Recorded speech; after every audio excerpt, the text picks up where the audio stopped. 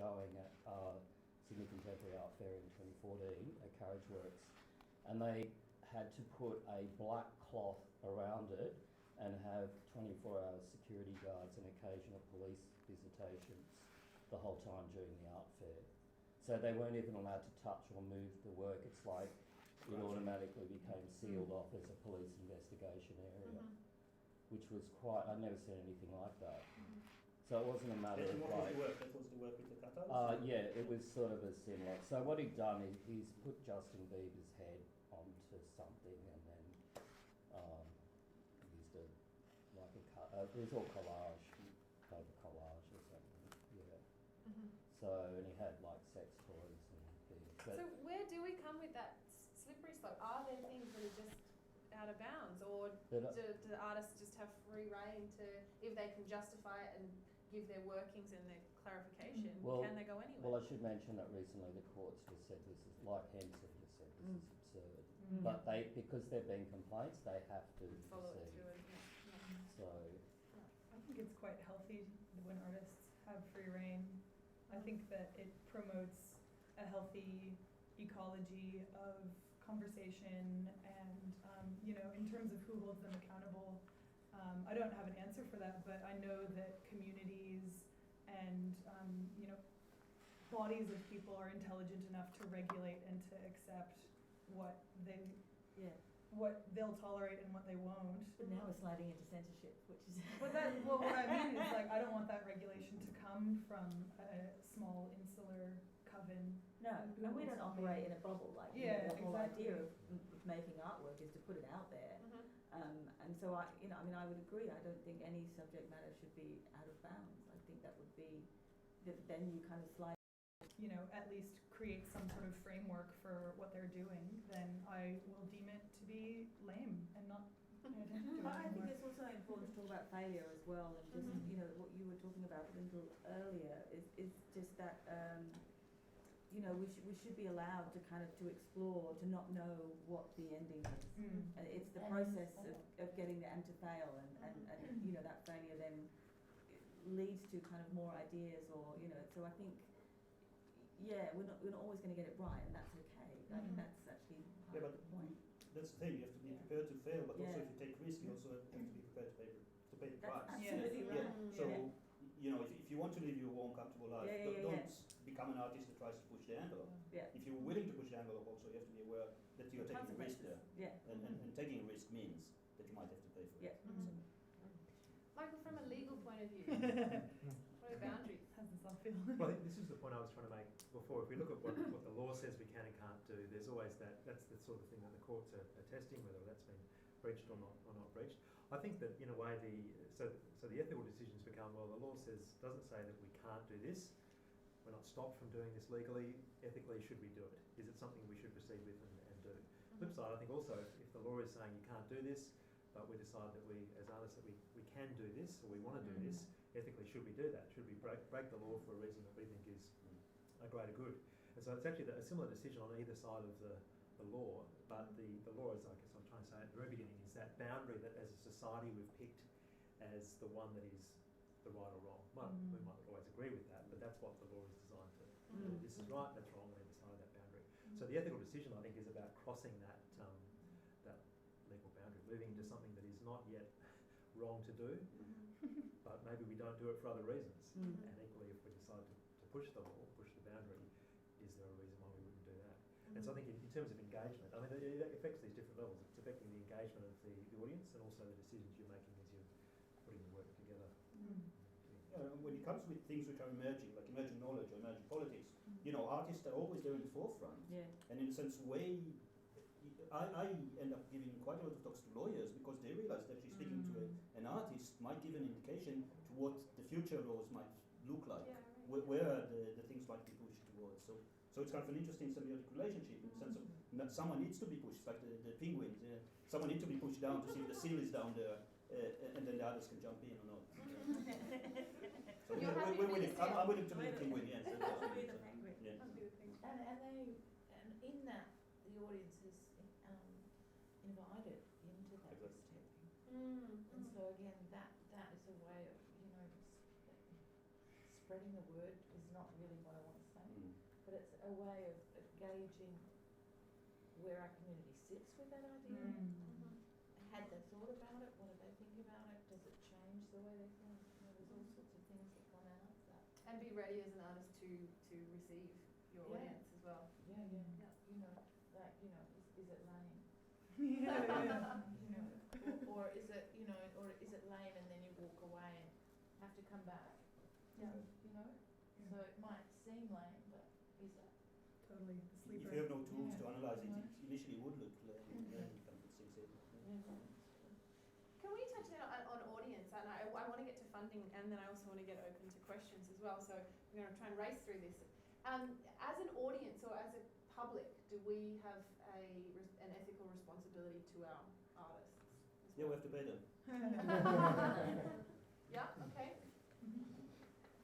Yeah. Is that where it ends? that's otherwise then they have. We as an artist just have to be open to their responses. Pay us appropriately. Pay us as we through ask. an understanding that actually society is more than just the individuals who make it, that there is a role, and this is something which is disappearing more and more. It's the same like education as well. That, you know, the idea that students have to pay for the education because it's only for their individual benefit is an extremely problematic issue, and it's the same with art. I think the way I talk about it is society is being measured by what you're spending the money in regard to their frivolous activities. Yeah? So when you think about the new stadium, for example, this is one way to keep the audience happy and stupid. And if the government would be actually concerned about the well-being of the society, they would invest more in actually allowing artists to do things that would challenge our society intellectually and make us more prepared, in a sense, if you want to talk about some kind of utility to what's coming next. If we're just going to sink into kind of those men running after balls type of activity as if this is really the top of our intellectual achievement as a society, we're not going anywhere with that. So in a sense, we have to, and it's to some extent, our role as well to convince people that actually it is an important benefit to society to allow artists to experiment and push us to places. I would say the responsibility is to engage with art and to be voracious in terms of how in-depth and how frequently you do choose to engage. I think that you know, we live in a culture where a lot of marketing takes on the aesthetics of art and tries to pass itself off as art and does so extremely successfully, and so it's quite easy as a consumer to be lulled into a place where you feel like you're participating in art or taking on art, but you've actually been marketed to, and it's sort of it's you who are becoming the product in many cases, and so it's not always you know, easy, and you know, sometimes you have to go to weird geographical places, and sometimes you have to pay money, but I think that it is an ethical responsibility because it keeps everything moving, and it keeps the ecosystem sort of flourishing when ideas are engaged with in that way. And it also it makes you a part of the conversation, which makes the conversation healthier.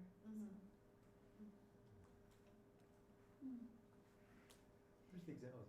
Yeah, no, go for it. I think of that definitely along the lines of payment or response to the artwork, and I was just going to mention the example of Amanda Palmer, the former musician, who uses the example of her career starting when she was a street performer, you know, sort of standing, I think, dressed as an angel and on a street corner, and made a lot of money out of doing that, or enough money to survive through never actually asking anybody to engage with her.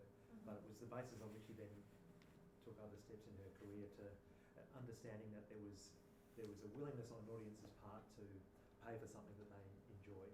And so I would probably argue there's not necessarily an ethical issue there about should an audience be required to respond to art, but it actually is it's the reaction of people that counts. And if that leads to then an understanding that there's a need to pay an artist to allow them to continue, that's the point, to educate people about that. I wouldn't necessarily argue that it's an ethical thing. It's not necessarily ethically wrong to enjoy Amanda Palmer's work for half an hour And then and walk off. She's in a bit of an ethical quagmire herself, isn't she? For not paying the musicians that she conscripts around the world when she tours.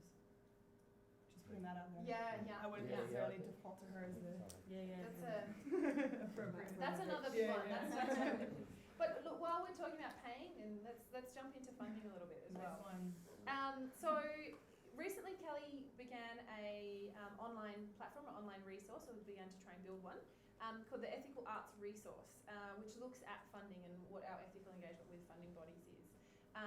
So I will just read from here a quick background into it.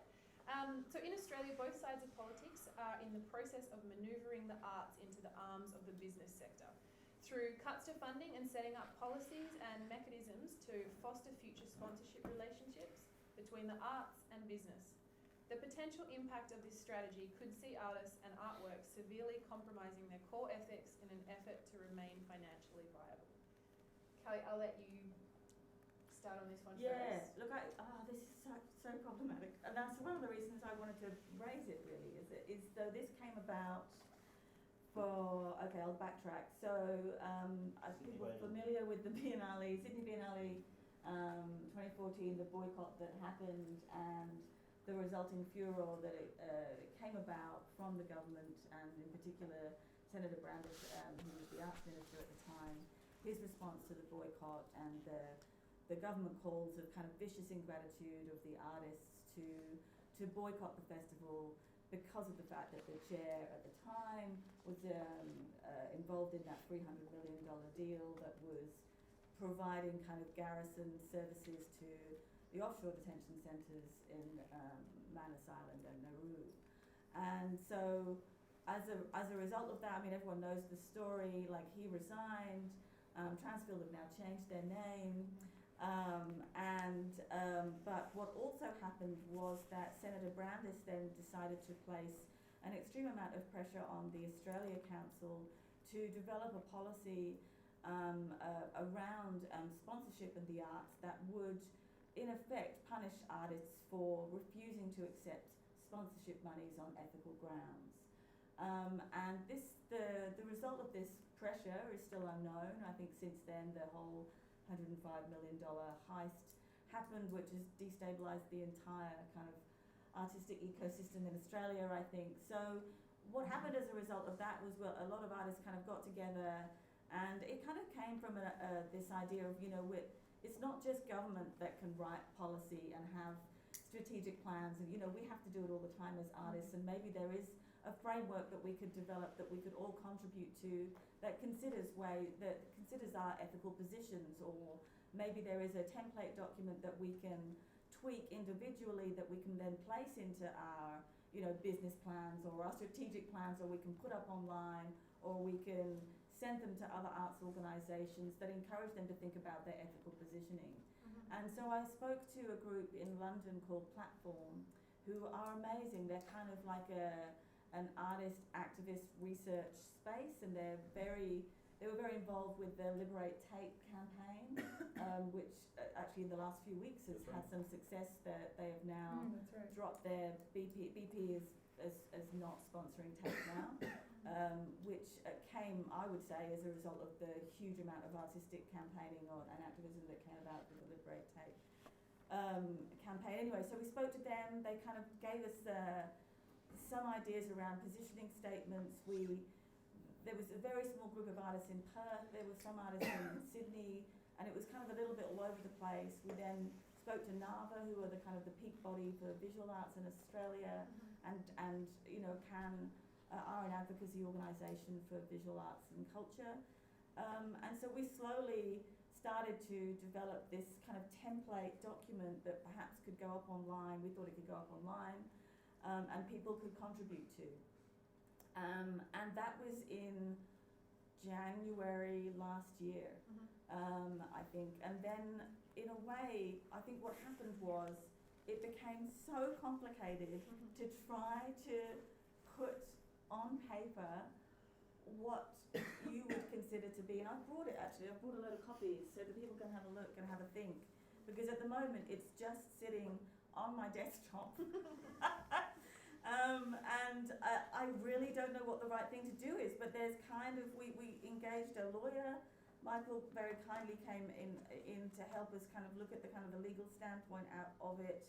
and it talks about like a code of ethics template and what we as artists, you know, would consider supporting. I can hand these out if people wanted to have a look, or should I do that? Well, we might. What I might do is we might leave them towards the I'll put them, end, and then if people have a want look to and pick see them what up you as think, we go. because it just became so problematic, and in a way we tried to kind of, what I think needs to happen is actually it needs to be more open source and a wiki based platform where you can just go to and explore, you know, various options, and people can kind of contribute to research or other examples, you know, but it's not uncommon, and I will refer back to the UK and platform, because they put us in touch with other arts organisations who have actually got their own ethical guidelines on sponsorship, and they very clearly make a statement about, you know, sponsorship companies that they would be willing to go to and ones that they would not consider.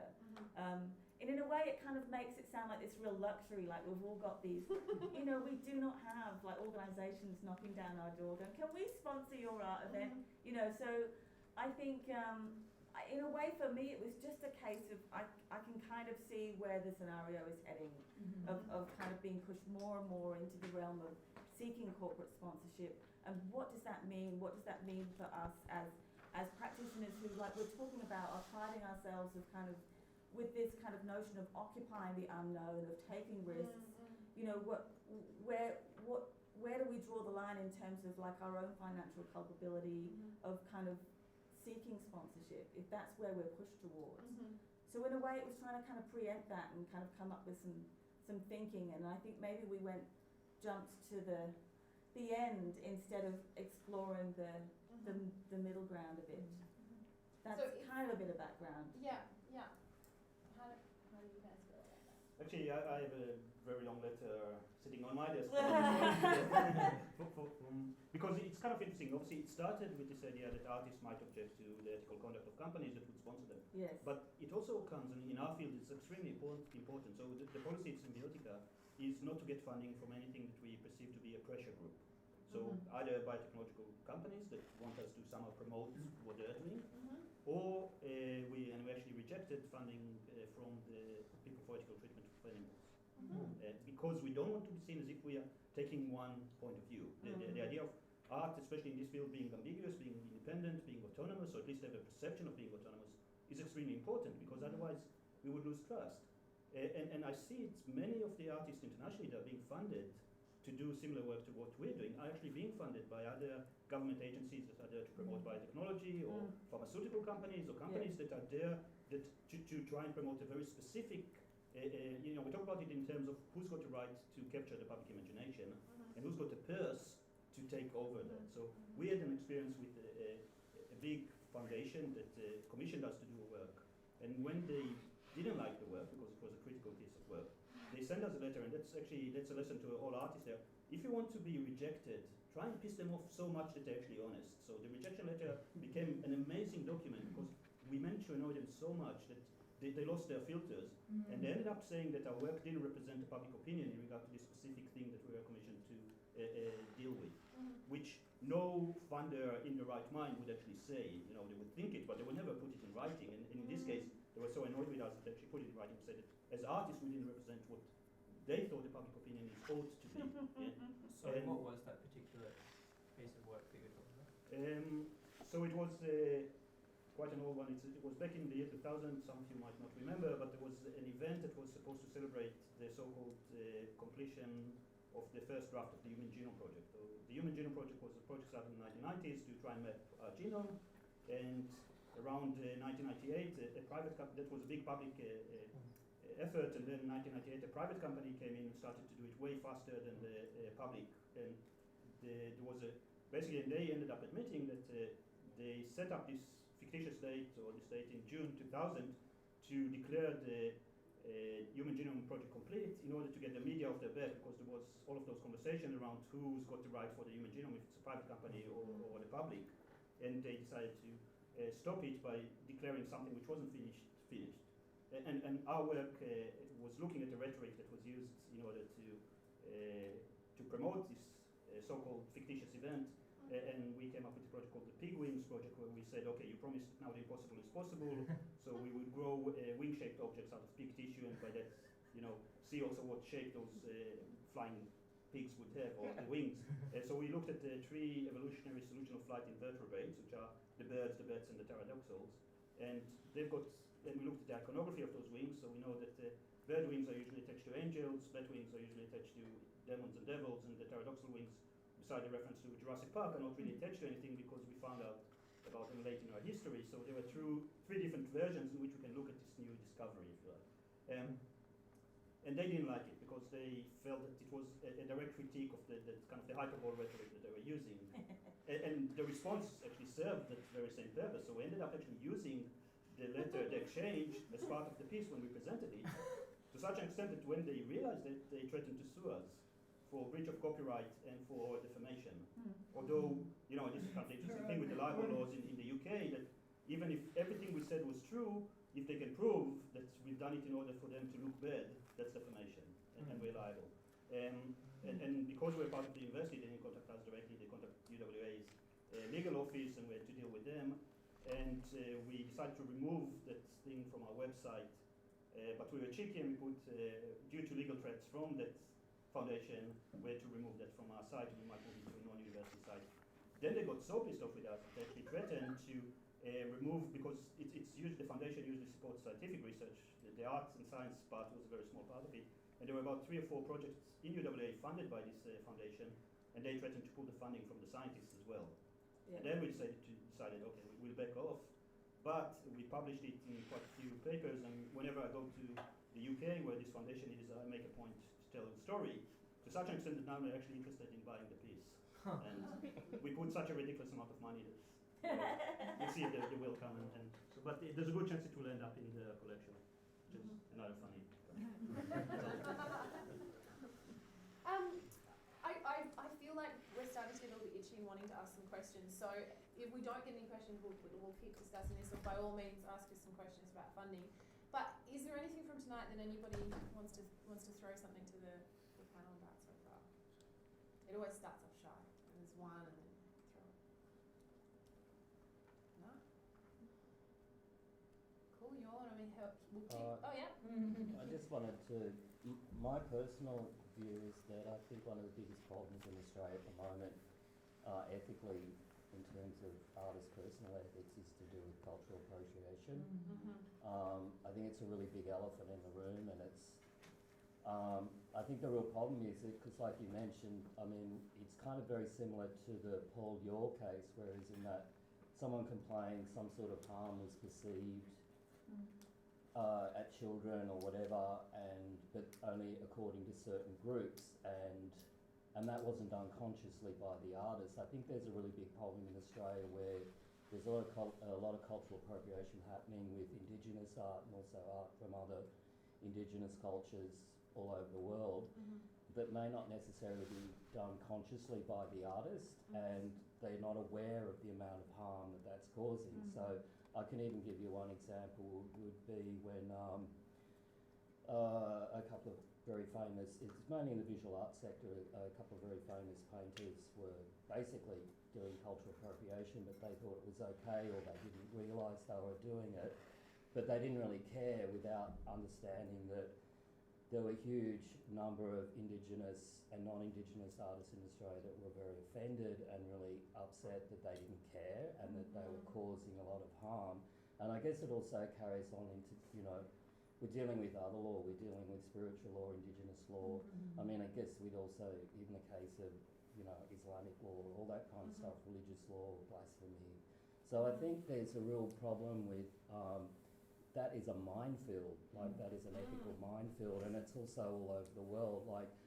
It's got to the point now, and I think it also ties in with the funding thing as well, with sponsorship, because it's becoming really problematic now, because I feel that the events like the Biennale, they're almost become entertainment events, family entertainment events that are sponsored by corporations, and the artists are mere entertainers. We have a joke in Sydney where we talk about us. We're like the court jesters, and they'll even do this now. They'll bring in young emerging artists to do you know, for opening events, unethically pay them, you know, $5 or whatever, or it's good for your career.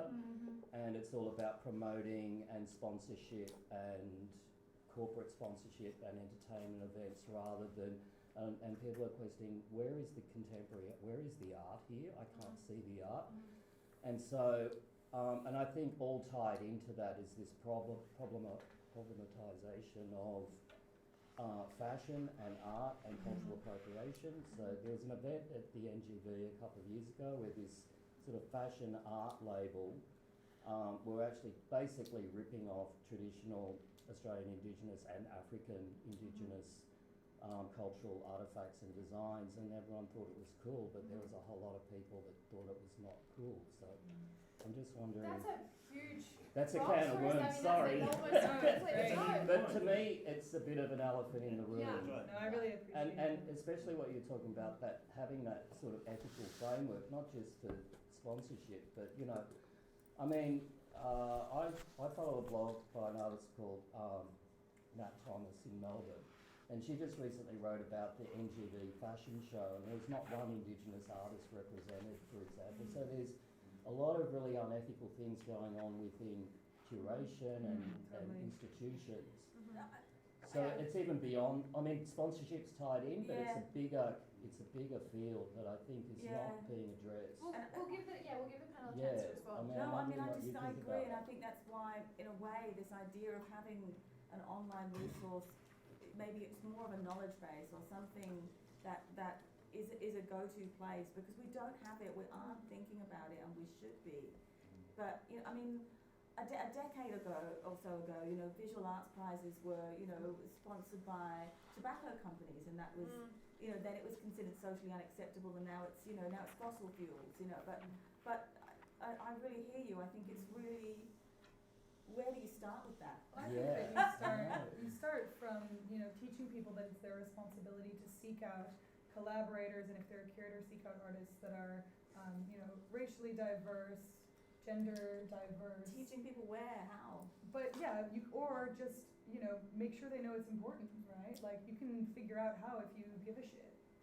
And a lot of people get a free pass on having, you know, a lack of diversity across the map in Australia, and they say that it's because, you know, well, this is my network, or this is who I have access to, and it's because you've all come up in a certain economic strata where it's easy to be found and easy to be seen and easy to take the time. And so I really think that it's everyone's responsibility to do that work for themselves and to make a point of representing diversity every chance that they get. And that's when curating. When curating, but also when working, when collaborating. But the flip side of that, then you have like the token person, you know, and how you deal with that. It's an extremely I think the danger of that is really overstated, though, especially like in terms of the culture we're operating in. If you're collaborating with people, like I would worry less about tokenism if you're having an actual collaborative dialogue, you know? You know, I'm reviewing an application at the moment, and it's something very similar to what Oron, when she came here to do, was trying to deal with, and that's the idea of trying to get, you know, and in their minds is the idea that getting skin of people of different skin color and culturing it and growing it outside of the body is an art thing, and show the fact that they can merge or whatever. But that require taking a biopsy from a person and inflicting an injury of the person, and then you have a white affluent artist wanting to inflict an injury on people of other skin colors as a way of talking about harmony. And it became such a problematic issue that we're able to twist it because we're able to order cells from a tissue bank in America that actually have racial designation to the skin color of the person that donated the skin, which is extremely problematic in scientific terms as well. But the person I just got the application the other day, it's a similar thing. It's taking people that are coming from different conflict areas around the world and trying to merge their skin to grow together. And my question for her was, have you considered, you know, how are you going to obtain it? What is considered to be an ethical way of injuring a person for your benefit as a white artist, to tell the story for you to feel good about it? Yeah? And it's an extremely charged area. And where is the balance? And who's going to benefit from it is really an important question. You see, the problem is that, you know, what often comes up is the debate, oh, well, everyone appropriates, we all appropriate. But what I keep asking is like, but why do you want to piss people off? Why do you want to piss Indigenous people off again? But do you think they're doing it, I mean, this is what you were saying before, they're not necessarily doing it, well, in a lot of cases they're not doing it consciously. And maybe this is, Loren, what you're talking about is that take the time to consider that. Yeah, I think also that's one of the silences that I've been talking about. It's a conversation that was shut down a decade ago, and there's very little real conversation about these issues now. And it might be that there's very little writing that's quite critical in this country. There's review, but there's very little. But it's also, there's this thing, they just think, oh no, it doesn't matter, it's okay. Those are exactly the type of areas that are being shut down in universities as well. It's kind of critical thinking. This idea, post-colonialist thought is an extremely important one, and we won't get ourselves out of this mess if we're not acknowledging it. But those places are disappearing now. And those conversations aren't happening. Exactly. Did you want to add to it? It's on the same kind of thing. Like I come from a research and an art background, like separately. And at what point do we say, yes, it has to be appropriate, yes, you need to think about these things, but at what point does that stop the free flowing of the art? Just thinking about these things and making sure you're ticking those boxes and making sure you're being appropriate and making sure that, like, at what point does that actually impede on the art itself? Like, why can't an artist just be an artist and do what? But maybe you don't need to be appropriate when you're having that conversation. Maybe you're actually being quite antagonistic in order to start the conversation. But that should come out of awareness. If people doing it out of ignorance, that's the problem. If you choose to be transgressive, if you choose to piss people off, it's different than if you do it out of stupidity or ignorance. But does that say that it's not actually the art's ethics itself, it's the person's personal ethics and social ethics and all those kind of ethics in itself, so can you separate them? It's the whole system, because if art schools don't teach their students about those issues, if art schools are not dealing with those issues, if cultural studies doesn't exist in universities anymore, if we as a society decide to hide those questions, that's when it's wrong. And people are free to make that art, but it doesn't mean that it's good, and it doesn't mean that it should be institutionally validated by those institutions which are publicly, have a mandate to uphold a really high standard. That comes back to funding again. Yeah. If it sells, people will put it on. Which is why the fashion comes into the issue. That's an ethical issue, or that's a whole other can of worms to open. And can I also play devil's advocate here? There's that it's said so often. There's never an original idea. So often our music industry has borrowed so much from African music, and so much of it has been built on another culture, and we have incredible work because we borrowed or stole or collaborated. There's a big acknowledgement. I think it can be done in a cooperative manner. So, for example, Richard Bell, I'm not going to mention anything about the artist himself, but Richard Bell basically said, all you got to do is check in and say, excuse me, send me a Facebook message, I want to work with these people, I want to make this work, I want to see if it's okay. And then you'll usually find they're more than happy, unless it's something like Wandjina, which is no one touches Wandjina, because that's like super sacred. Like not even Indigenous people touch Wandjina. So I'll give you an example. I'm going to be doing a performance on a very sacred site in North America when I leave SymbioticA. Now I could just easily walk onto that sacred site, set up my cameras, have my assistant working with me, storm in and walk out. But I'm actually trespassing, first of all, but secondly, I checked in. So I found out, okay, what country is this? Who are the caretakers? Who looks after this site?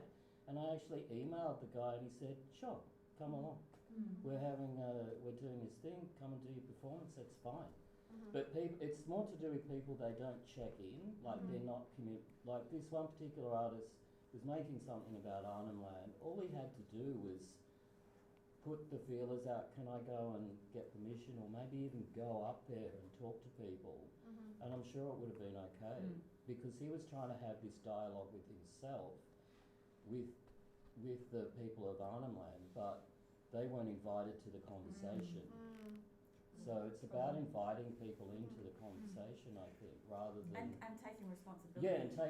Yeah, until it's okay, I got asked recently by another artist to go and document some work that she wanted to make on Wandjina country, and she's like a older artists from ACT, and I rang my contact who used to work at Des Art, I'm not naming anyone, and I said, this isn't cool, is it? And they went, no way. And I said, okay, I'm not going to take that job, even though I would have got paid, because it's what if the answer is no? What if as an artist so for example that artist, that she, for her work and for the process and the progress and for what she needed to say, she needed to go there, she needed to go to that place. And if she did approach and then said no... I just said to her to withdraw my name from the funding application. But as an artist, if you seek that permission, well, I think and then it you comes don't back get to it, what you were saying earlier about your line of ethics and whether it is a personal ethical thing. Like for her, it wasn't a problem, but I checked. For me, it was, because I was a bit unsure, and so. Yeah, but then she should be willing to take the flag for it. Right. Yeah, well, I If don't. she would then be it's not up to also me righteous what about it, I'm not that's- responsible for what she does. So she's No, probably we're talking gone about her ahead. now, not about you. In sense of the fact that That's up to her. Yeah. You know, I can't do, but I didn't want to be associated with that. You know, so I was actually turning down a few $1,000 as a struggling artist. But for me, my ethical consideration was. you should contribute it to the ethical arts resource. Yeah, Yeah. I think some case studies would be. That would be interesting. great. Yeah. Yep. And Is I it- just, Yes. you know. So on Jess's point about how much of our own culture or different art is built from taking things from other art, where do you think then is the line for cultural appropriation? When does it then become not? When someone says, you're hurting me, like you're hurting me by taking from my culture, I think that's a pretty clear line. There's another good way of thinking it, which is that it's usually a stronger position to be punching up rather than punching down. So maybe consider shitting on the people who are on top of you instead of the people who are below you in terms of historical power structures. Those are my personal ethical lines with that. Yeah. I think also for me, I'd add, if I'm not sure, I don't do it. Yeah.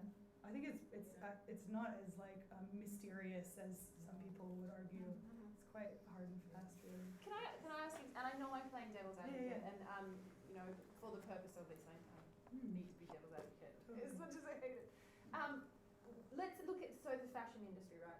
There was in terms of cultural appropriation, there was a period where every music festival there were women and young people wearing chieftain feathers. I actually don't know what they're called. So there's my War bonnet. Headdress. Pardon? War bonnet. War bonnet.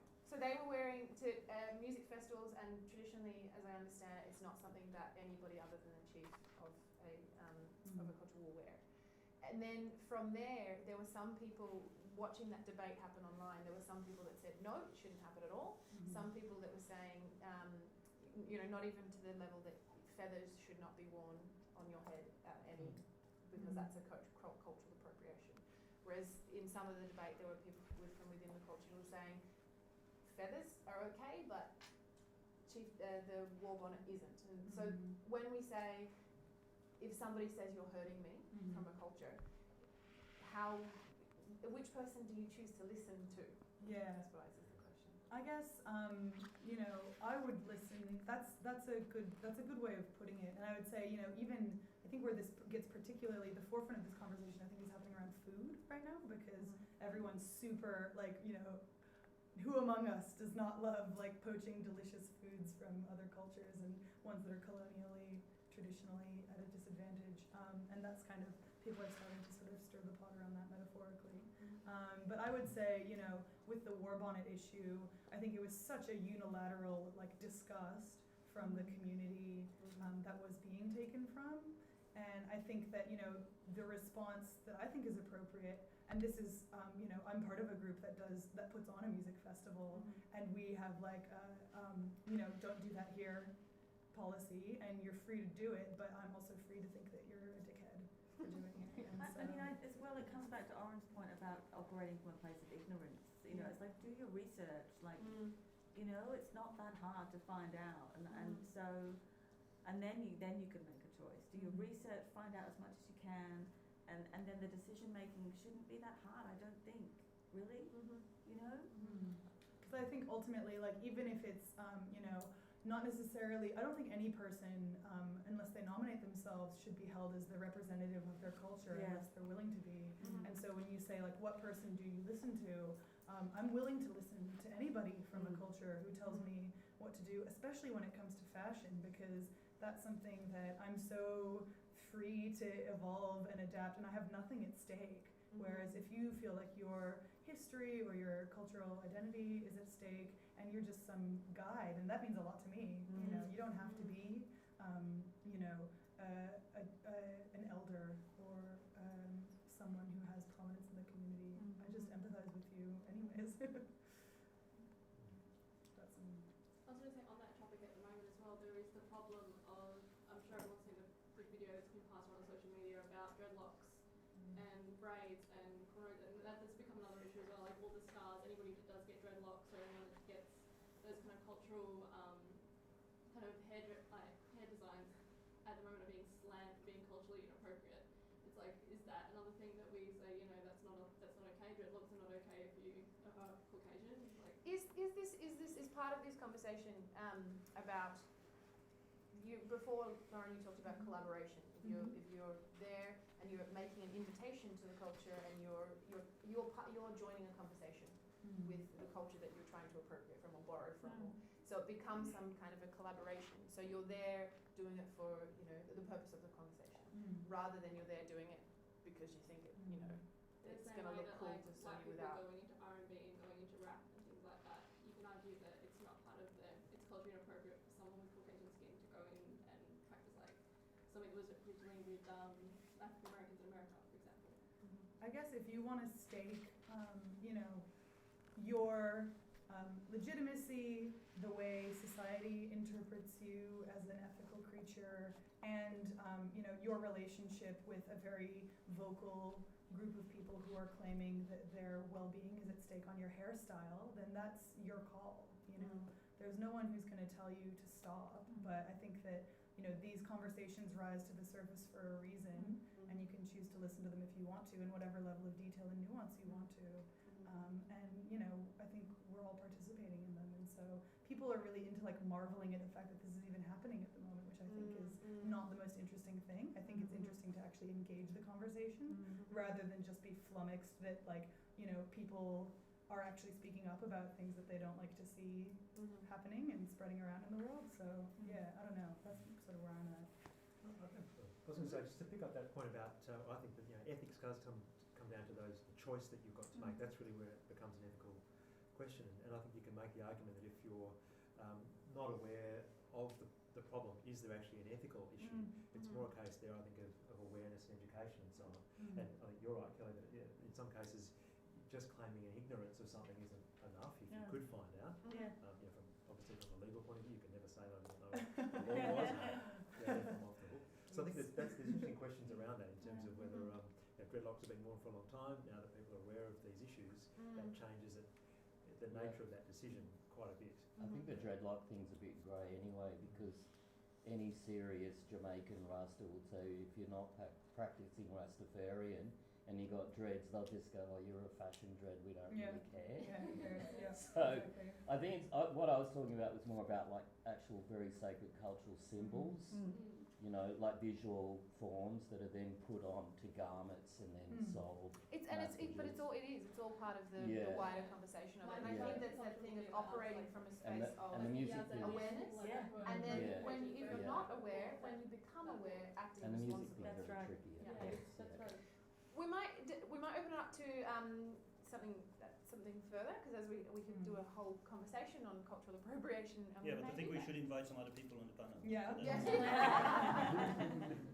Can I? Oh, sorry. Go ahead. Yes.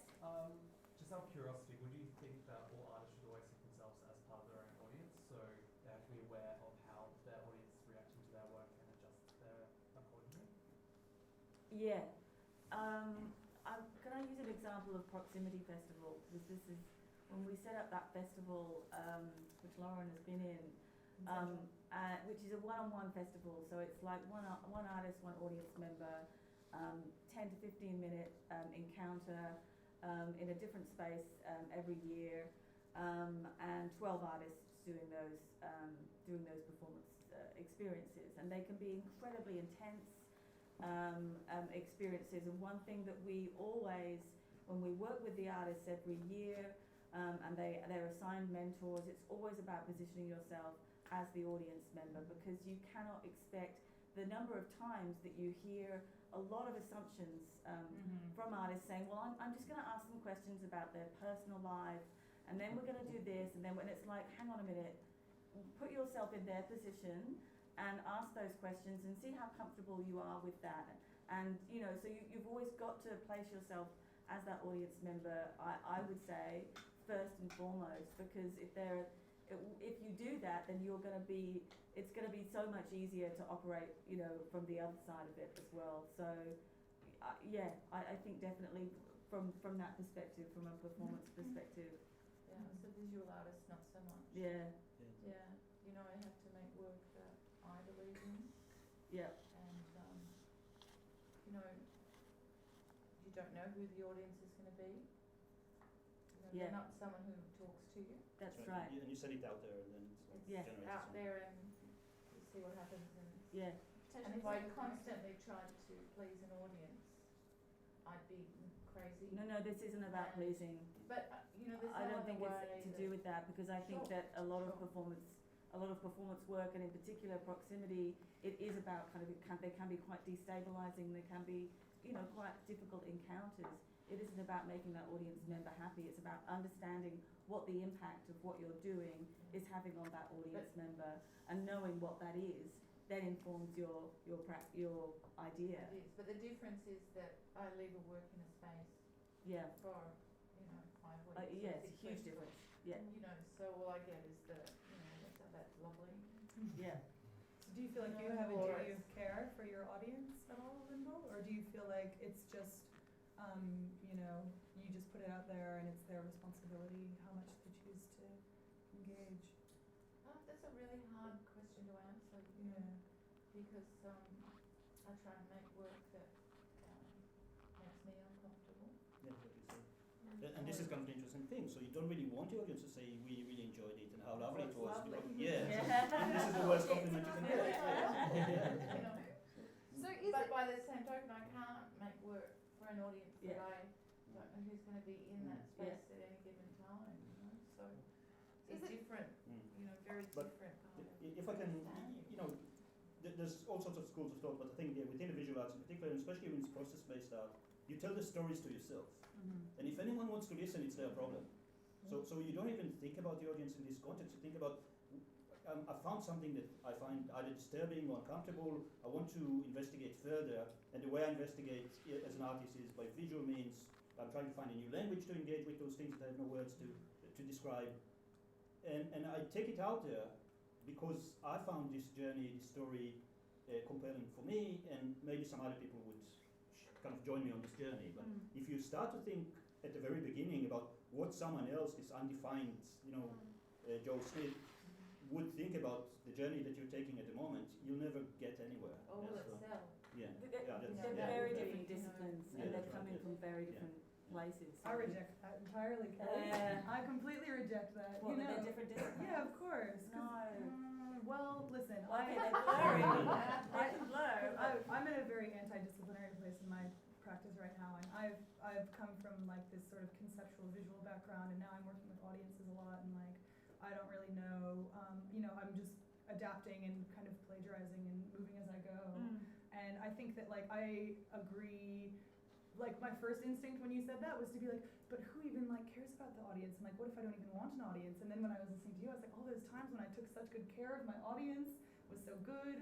And then listening to you, I was thinking like, don't you feel like you want to like, it's in some way be responsible for what happens before and after, or like give them that seduction and aftercare that, you know, you're doing anyway through things like the way you market yourself or the way you write about your work or whatever. Like that is a type of care and framing that gives people exactly what Kelly's describing, which is the, you know, the tools they need to engage with your work before and after. And so I think that it is much blurrier, and I'm kind of like, you know, wading through the weeds of it at the moment with navigating the way that I'm sort of confronting my practice, and I think that there's a lot to they're totally adaptable.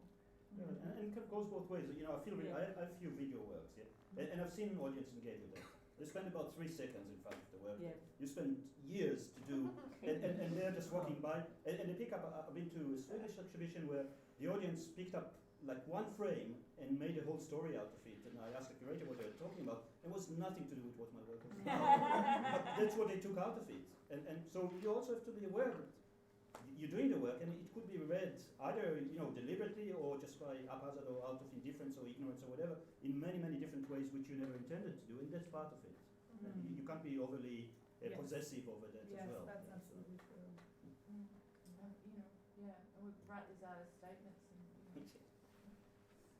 they can be misinterpreted. Well, The last one I wrote for Stations of the Cross started a conversation about, some diocese wanted to use it as a talking point, Yeah.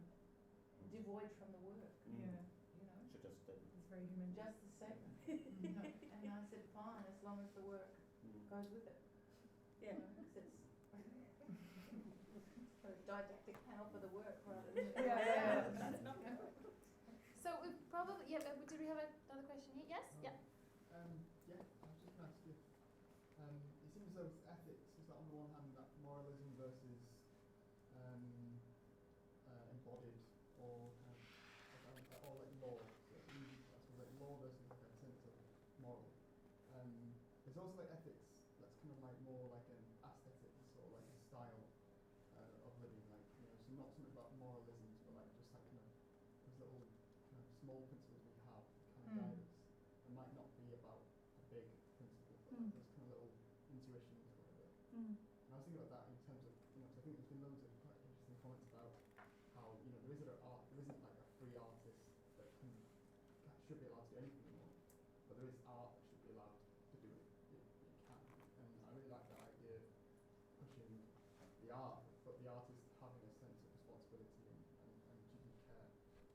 And I suppose it was kind of picking up you just going actually about that word indifference, and I thought a lot of the talk about what art should do has been quite bound to this idea of disruption and kind of almost like trauma or this idea that you should affect something kind of quite big in an audience.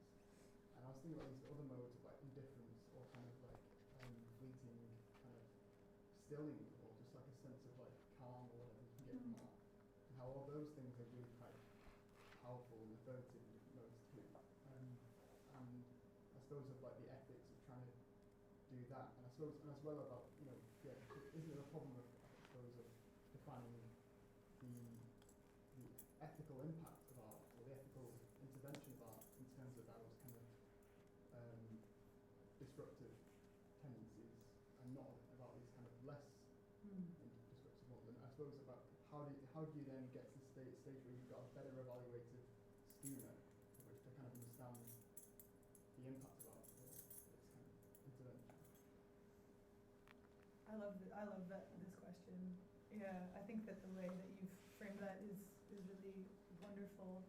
And I don't necessarily have an answer, but I would say that like with my practice, I would like to get to a place where like I don't rely on confrontation in order to create change. And I think that a lot of art that I would perhaps be dubious of kind of wields this hammer force when something more subtle or more suitable or more seductive, in the terms that I'm currently interested in, would do, and where you can sort of inseminate people with ideas in a way that is from mutual participation instead of from creating a power dynamic where you're deigning to give them an experience that they couldn't otherwise have the wherewithal to seek out themselves.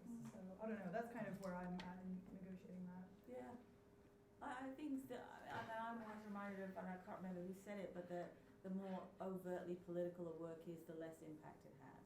And I think that that's kind of really, really true, that, if you just kind of, you're just pushing and pushing and pushing instead of kind of just very subtly inviting people in and yeah, I agree with you. I think there are very different ways. It doesn't have to be, completely confrontational at all. I think that there's space for that, but there's also, space for a lot of other subtle approaches as well, and joyful experiences that, that make people feel, activated and passionate and questioning about, who they are and what they're doing.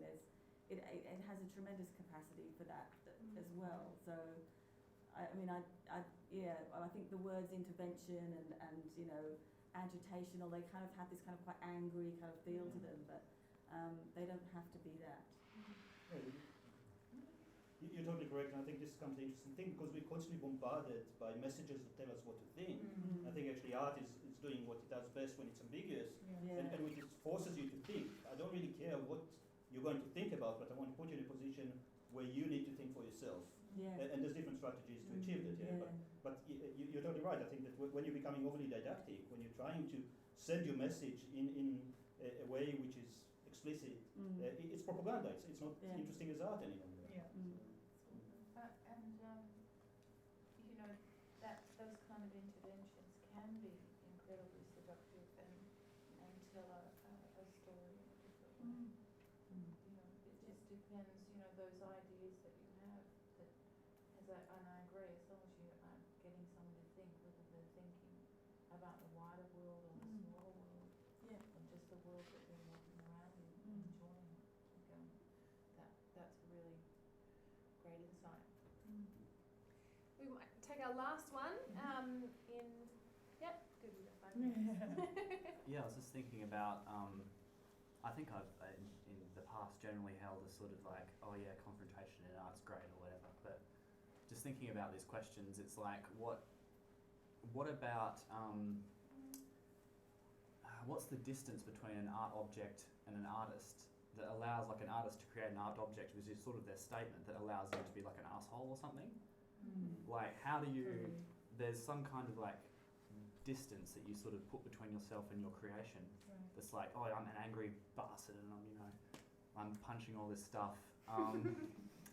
And then it's like, you've distanced yourself almost in an ethical sense from this sort of object between your actual sort of like, that we see these objects as like our subjective kind of like conversation in the world.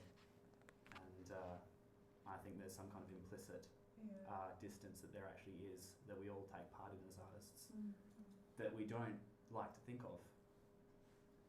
We have to really take responsibility in some ways, or at least I like to, because I'm kind of in a mode of putting things into the world that I like, that I want to see more of, and so that has been what's driven me into this sort of ambiguous but kind of like in some ways utopian propositions, but in some ways much more ambiguous and nihilistic propositions that I create, but ultimately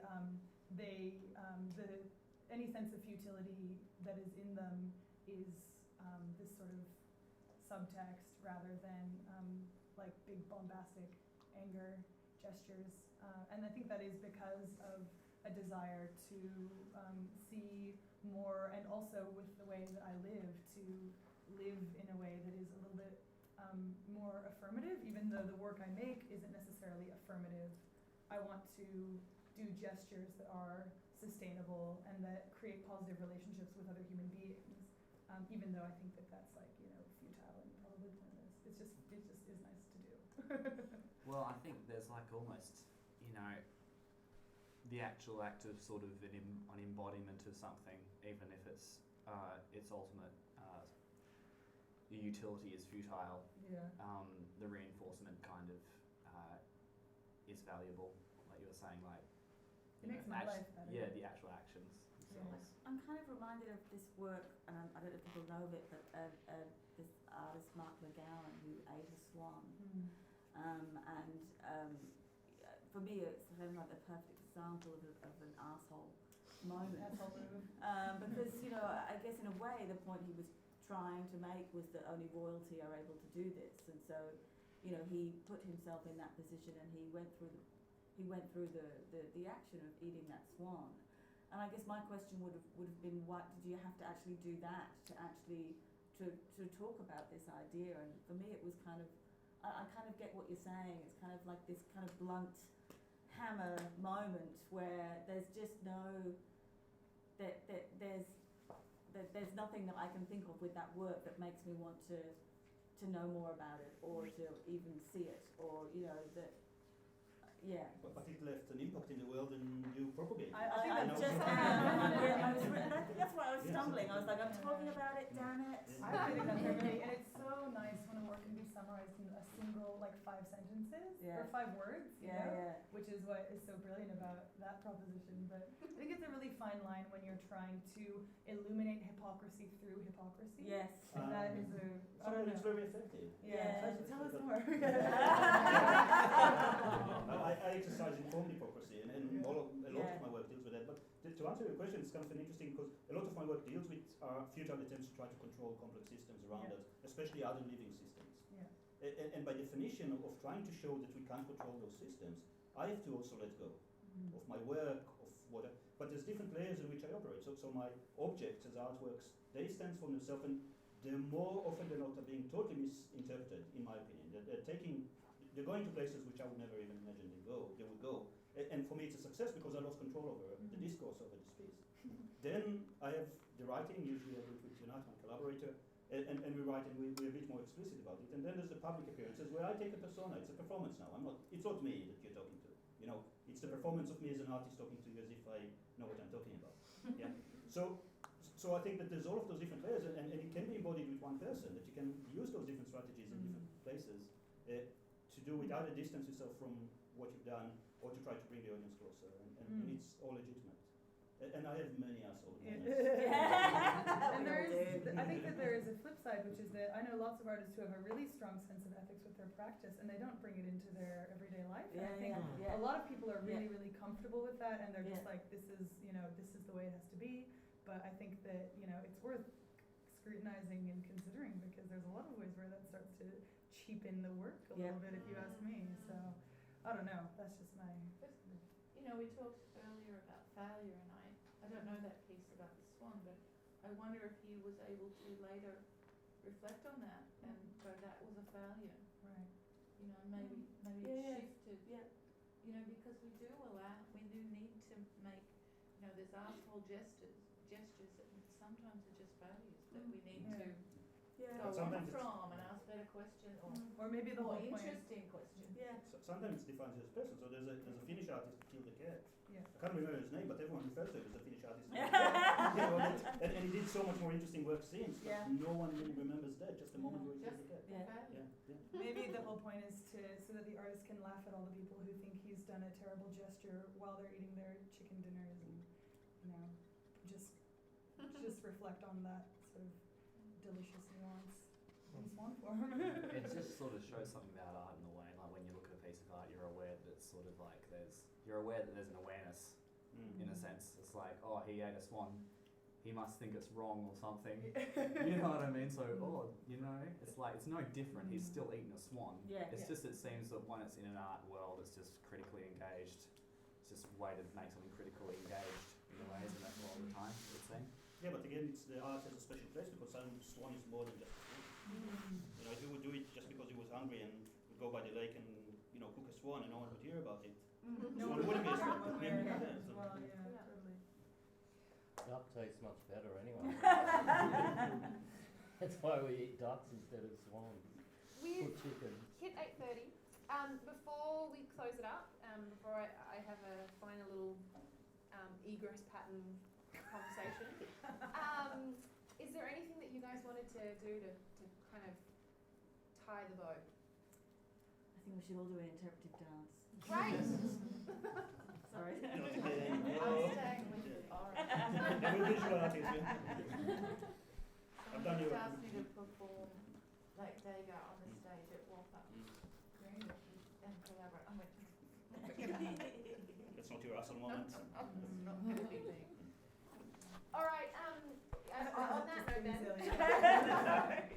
May I just one Yes, second? absolutely, please do. Just remember, Perth is actually one of the most amazing places to do with this type of activity. Yes. And Kelli just won the major New Media Art Awards from the Australian Council. It's the second West Australian artist in the 2 years that there will be.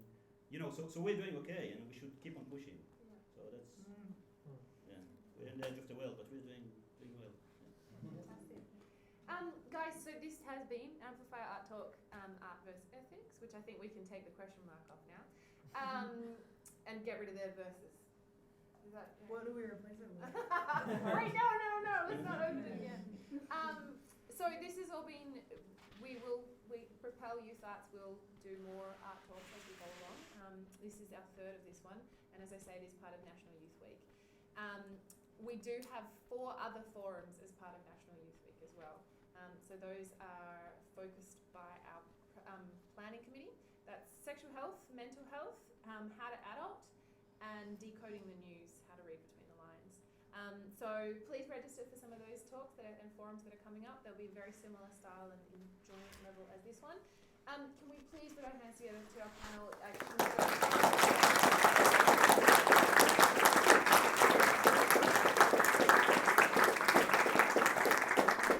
If anybody did have any more questions, if you walk out of here and something's really burning for you to ask, please send an email to hello@propel.org.au. It's also on all of your programs, and I'll pass it on.